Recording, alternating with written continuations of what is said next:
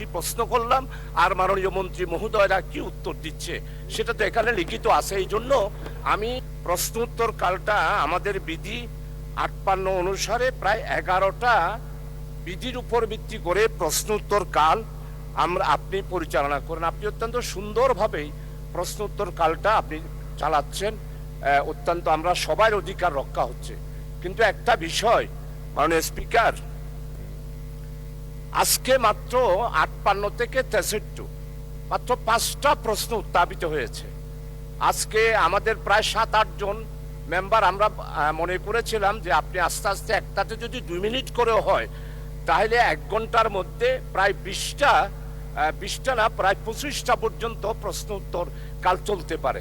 এই জন্য আপনার একটু দৃষ্টি আকর্ষণ করছি, প্রশ্ন উত্তর কালটা আমাদের পার্লামেন্ট মেম্বারদের প্রশ্ন উত্থাপন এবং মাননীয় মন্ত্রীদের উত্তরে এই ব্যাপারে যদি আপনি একটু কন্ট্রোল করেন তাহলে আমাদের সবার স্বার্থটা রক্ষা হয়। আরেকটা হলো ২ নম্বর পয়েন্ট যেটা, সেটা হলো যে প্রশ্ন উত্তর আমরা যা করেছি এইগুলা যদি কমপক্ষে আপনার পক্ষ থেকে একটা রুলিং দিয়ে বলা হয় যে অন্যান্য প্রশ্নগুলো উত্থাপিত হলো বলে গণ্য হলো, এই বিষয়টা বলি যদি বলেন তাহলে আমাদের প্রশ্নগুলা প্রেসে যায়, পত্রিকায় উঠে এবং জাতি জানতে পারে আমরা কি প্রশ্ন করলাম আর মাননীয় মন্ত্রী মহোদয়রা কি উত্তর দিচ্ছে সেটা তো এখানে লিখিত আছে। এই জন্য আমি ৫৮ বিধিতে ১১টা যে বিধি আছে সেই অনুসারে আপনি অত্যন্ত অভিজ্ঞতার সহিত এবং অত্যন্ত সুন্দর করে প্রশ্নোত্তরকাল চালাচ্ছেন এবং এই ব্যাপারে বিধিটা যদি আপনি সেখানে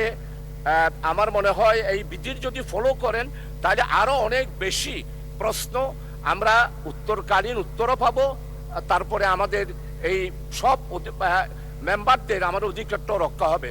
মাননীয় স্পিকার, দ্বিতীয় পয়েন্ট হলো আমাদের মাননীয় মন্ত্রী মহোদয়রা অত্যন্ত বিজ্ঞ এবং অত্যন্ত পুরানা পার্লামেন্টারিয়ান, ওনাদের কথাবার্তা অত্যন্ত সুন্দর, কিন্তু আজকে দেখতে পাচ্ছি আমাদের মাননীয় আইনমন্ত্রী বক্তব্য রাখেন একরকম, কিন্তু তার পাশাপাশি মাননীয় স্বরাষ্ট্রমন্ত্রীর বক্তব্যটা একটা বৈপরীত্য দেখা যাচ্ছে।